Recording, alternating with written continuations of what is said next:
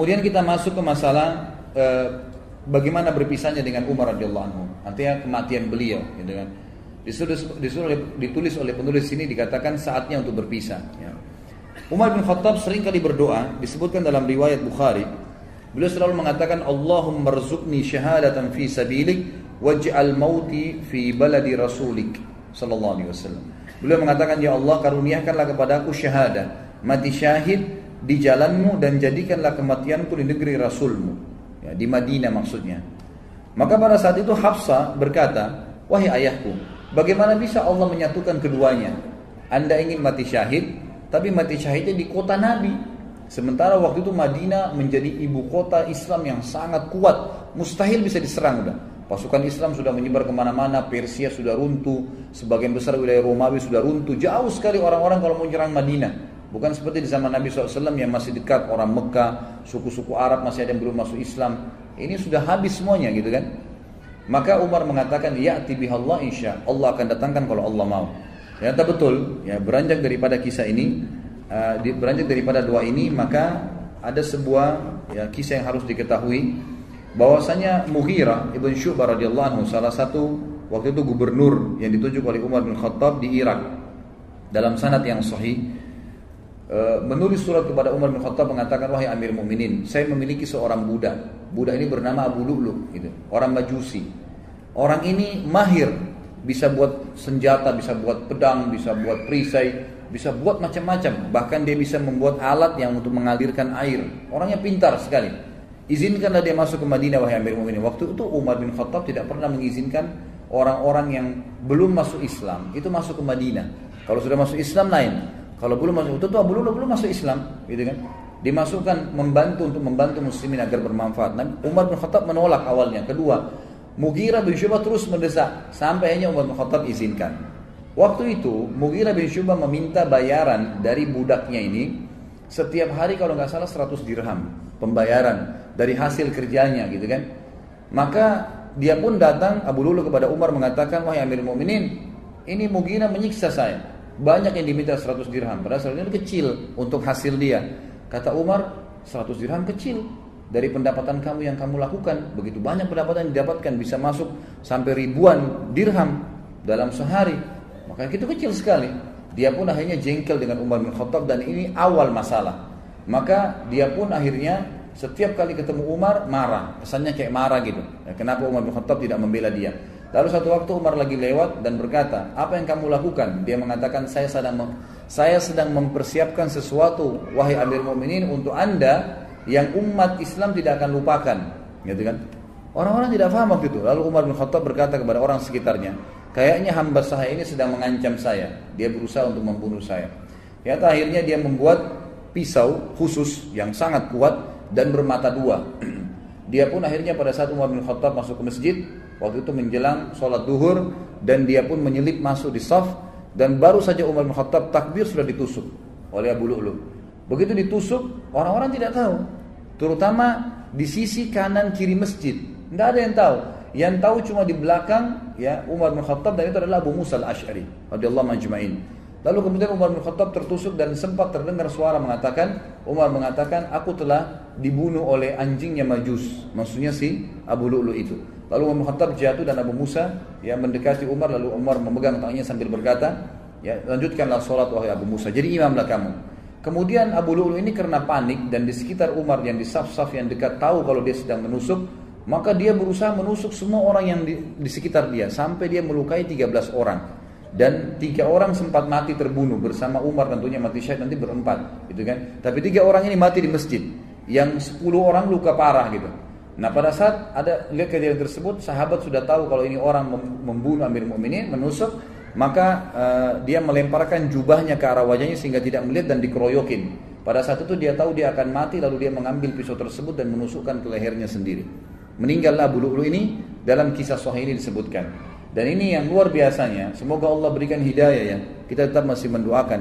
Di Iran sekarang ini dibangun sebuah kuburan, dinamakan kuburannya Abu Lu'lu.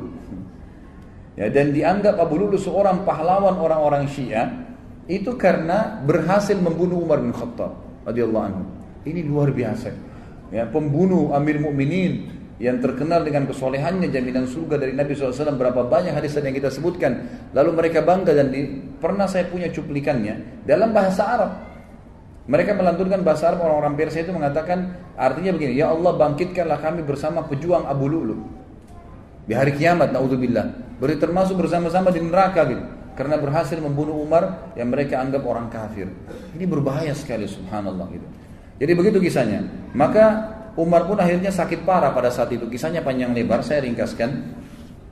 Umar pun akhirnya sakit parah pada saat itu. Kemudian Umar bin Khattab berkata kepada Abu Musa al-Asy'ari, coba lihat siapa yang menusuk saya. Waktu itu mereka belum tahu, masih simpang siur beritanya gitu kan. Sahabat-sahabat di kiri kanan shaf masih mengatakan subhanallah, subhanallah. Mereka nggak tahu karena suara Umar tiba-tiba hilang gitu. Maka pada saat itulah Abu Musa meninjau mengatakan yang membunuh anda adalah budaknya Mughirah bin Syu'bah, Abu Lu'lu. Maka Umar pun mengatakan semoga Allah membunuhnya. Kata Abu Musa, sudah mati Amir Mu'minin, dia bunuh dirinya sendiri. Lalu kemudian Umar bin Khattab ternyata tusukannya sangat keras. Dari belakang di sisi kanan perut itu saking tajamnya pisau itu dan tebal gitu kan. Sehingga pada saat ditusuk dan memang dia niat membunuh, ditusuk sampai tembus ke depan perutnya Umar radhiyallahu anhu. Dari lubang, dari belakang sampai ke depan. Dan pada saat itu beberapa sahabat dan tabi'in sempat membawakan minuman kepada Umar bin Khattab. Ada yang membawa air kismis, ada yang membawa juga susu unta. Dan pada saat diminum maka keluar dari sisi lubang perutnya. Dan dipanggil pada saat itu ada seorang tabib yang jelas sekali ya mengetahui masalah dan mengatakan kayaknya Amir Mu'minin sudah tidak tertolong lagi. Tidak tertolong lagi. Umar pun mengatakan, dan ini pelajaran-pelajaran yang kita bisa ambil luar biasa ya. Subhanallah, setiap orang yang dekat dengan Allah sebelum meninggal dunia, kita dengar kisah Abu Bakar yang lalu, ini kisah Umar, nanti kita dengar juga kisah Uthman, kisah Ali, sahabat-sahabat yang mulia ini yang dekat sama Allah. Sebelum meninggal, Allah kayak berikan isyarat mereka akan meninggal. Ya. Jadi mereka sempat mengembalikan amanah, mereka sempat memberikan wasiat, mereka masih sempat menasihati, mereka masih sempat menunjuk khalifah setelahnya. Banyak hal yang dilakukan, gitu kan? Termasuk Umar bin Khattab. Umar bin Khattab akhirnya berbicara, kalau saya mati, gitu kan, maka kuburkanlah saya, ya. Dan mintalah, dipanggil Abdullah bin Umar, mintalah kepada Ummul Mukminin Aisyah.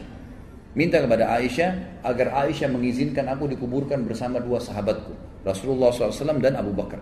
Maka Abdullah bin Umar pun mengatakan, saya masuk ke rumah Aisyah dan mengatakan, wahai Amir Mukminin, Umar mengirim salam dan meminta izin untuk dikubur. Aisyah pun menangis mendengar berita Umar lalu berkata, semestinya aku berharap itu tempatku, aku dikuburkan di situ. Tapi aku akan izinkan untuknya. Waktu kembali Abdullah bin Umar kepada ayahnya Umar bin Khattab radhiyallahu anhu ajma'in, Umar berkata waktu disampaikan, apa beritamu? Abdullah bin Umar mengatakan, Ummul Mukminin mengizinkan.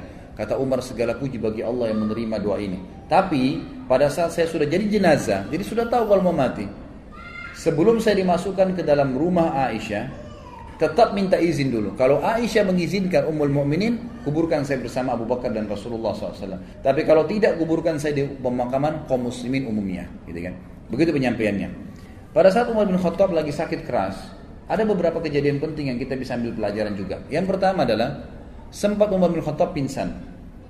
Waktu itu di sebelah Umar yang paling dekat adalah Abbas, paman Nabi SAW radhiyallahu anhu, dan juga Ali bin Abi Thalib yang waktu itu mertuanya Umar bin Khattab, dan juga sahabat dekatnya Umar bin Khattab radhiyallahu anhu. Dan ini pelajaran besar sekali yang kita bisa ambil. Ahli sunnah wal jamaah meyakini Ali dan sahabat-sahabat Nabi semuanya mulia. Tidak pernah kita mencaci maki mereka, gitu kan? Beda dengan kaum Syiah yang terus-menerus mencaci maki sahabat. Ini berbahaya sekali, gitu. Ini bisa sampai pada tingkat kekufuran mereka, apalagi mengkafirkan sahabat. Sabda Nabi SAW, siapa yang mengatakan kufur kepada saudaranya Muslim, maka itu akan kembali kepada salah satu di antara mereka, siapa yang lebih berhak, ya, pengucapnya atau penerimanya. Itu kan, jadi tidak mungkin ketemu antara sahabat dengan orang biasa. Tentu saja orang biasa yang terkena dalam masalah ini. Ali berkata, ya, pada saat itu Umar pingsan. Terdengar azan. Lalu Abbas berkata, bagaimana nih kepada Ali? Amir Mukminin lagi pingsan. Kata Ali, ada rahasianya. Lalu Ali pun mendekati kuping Umar sambil berkata, As-salat ya Amiral Mukminin. As-salat ya Amiral Mukminin. 3 kali. As-salat ya Amiral Mukminin. 3 kali ucapin. Salat wahai Amir Mukminin. 3 kali. Tiba-tiba Umar yang kondisi pingsan, perutnya ini lubang dari belakang ke depan, ya, terbangun lalu mengatakan, iya, tidak ada Islam bagi orang yang tidak sholat. Sholat membangunkan dari pingsan, subhanallah. Ya. Kita kadang-kadang hanya kena tidur malam, sudah lama tidurnya, ranjangnya enak, nggak bisa bangun dengar azan. Kupingnya dikincingi sama setan, gitu kan. Tapi kalau ini enggak, radhiyallahu anhu bangun dalam kondisi pingsan bisa bangun hanya dengan mendengar sholat karena kuatnya imannya. Lalu dalam riwayat lain juga dikatakan Umar bin Khattab sempat tertidur pingsan, tidak dibangunkan pada saat itu sampai menjelang mau terbit matahari. Lalu Umar bangun. Kata Umar, apakah orang-orang sudah sholat subuh? Kata mereka, sudah Amirul Mukminin. Lalu Umar mengatakan, iya. Tidak ada ya bagian yang boleh dihormatin, diberikan jabatan di dalam Islam bagi seseorang yang tidak sholat. Ya, maka terjadilah pada saat itu Umar bin Khattab pun sholat subuh sendirian sambil duduk. Ini riwayat yang pertama. Riwayat yang kedua, pada saat beliau sakit keras, maka datanglah orang-orang yang mendoakan, mengatakan Amirul Mukminin adalah utusan, adalah pendamping Rasulullah SAW, adalah ini dipuji-pujilah Umar bin Khattab. Selalu menepis, jangan katakan itu terus begitu. Sampai ada seorang anak laki-laki berkata,